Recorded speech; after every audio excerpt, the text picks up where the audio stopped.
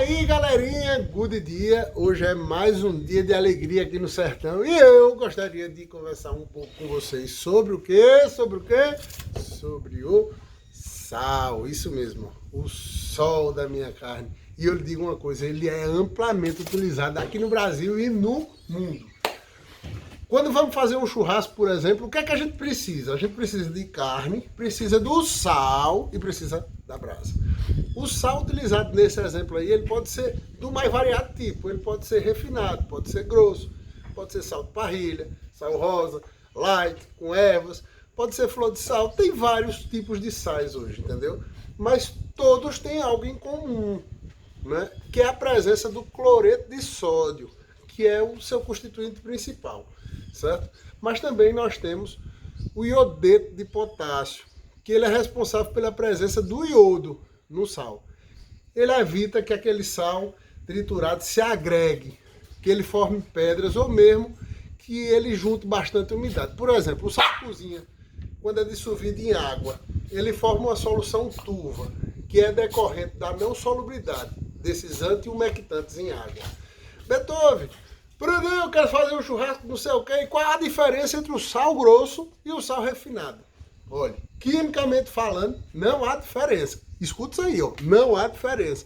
O que diferencia um e o outro é a granulometria, ou seja, o tamanho físico do grão de sal, que será estipulado pela empresa que vai fazer a sua extração e seu processamento, né? Que pode escolher triturado de forma bem fina, como o sal refinado de cozinha, ou deixá-lo até em grãos maiores, como o sal grosso, né? Ambos os sais, refinado ou grosso, são tratados de forma totalmente higiênica e possuem um alto grau de pureza, pois todos os seus cristais são formados a partir da evaporação da água do mar e são purificados através da sua própria cristalização e segundo as regras da Anvisa. Entendeu? Deu para você entender um pouco? Ó, o sal, tanto faz ele ser fino ou ele ser grosso, é o mesmo, entendeu?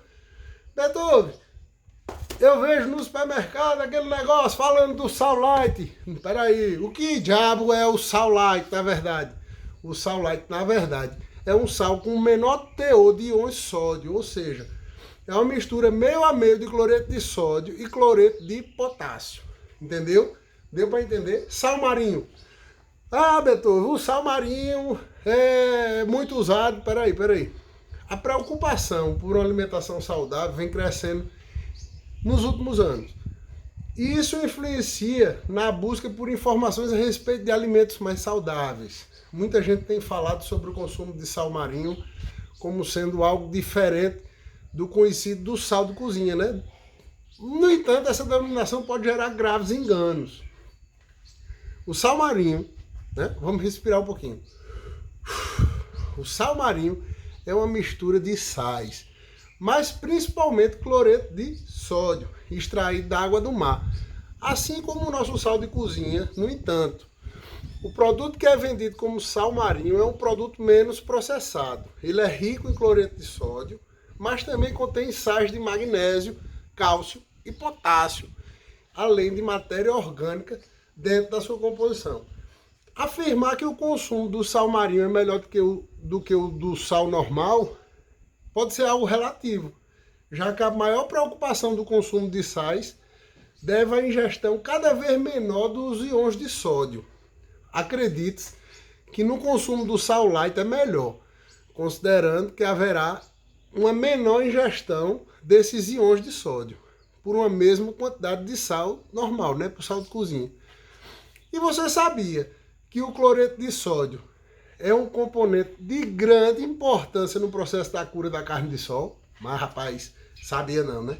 Então, eu te digo que a partir de uma concentração controlada, acontece uma inibição do crescimento microbiano. Sabia? Sabia disso? Sabia nada? Então, a carne de sol, ela não foi ali só curada, só para conservar, só para manter. Ela também existe essa inibição, né? Ela protege contra micro-organismos. Então, na verdade, a solução de sal pode ser tóxica ao micro-organismo, dependendo da quantidade e da tolerância que o micro-organismo tem pelo sal. Pera aí. O sal em baixas concentrações faz a carne inchar e reter água, mas em altas, as proteínas são precipitadas e retêm menos água. Aí é quando começa todo aquele processo de cura. E todos os processos de cura da carne de sol contém sal.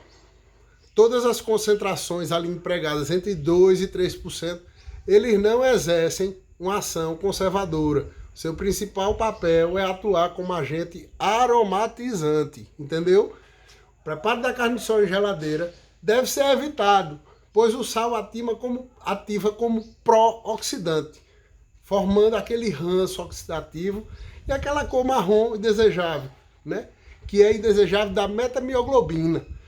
Eu também gostaria de explicar um pouco sobre o uso do açúcar no processo da cura. O açúcar conserva os alimentos quando adicionados em concentrações muito elevadas. As concentrações utilizadas na cura da carne de sol, por exemplo, entre 0,5% e 1%, eles não chegam a ter nenhuma ação conservadora.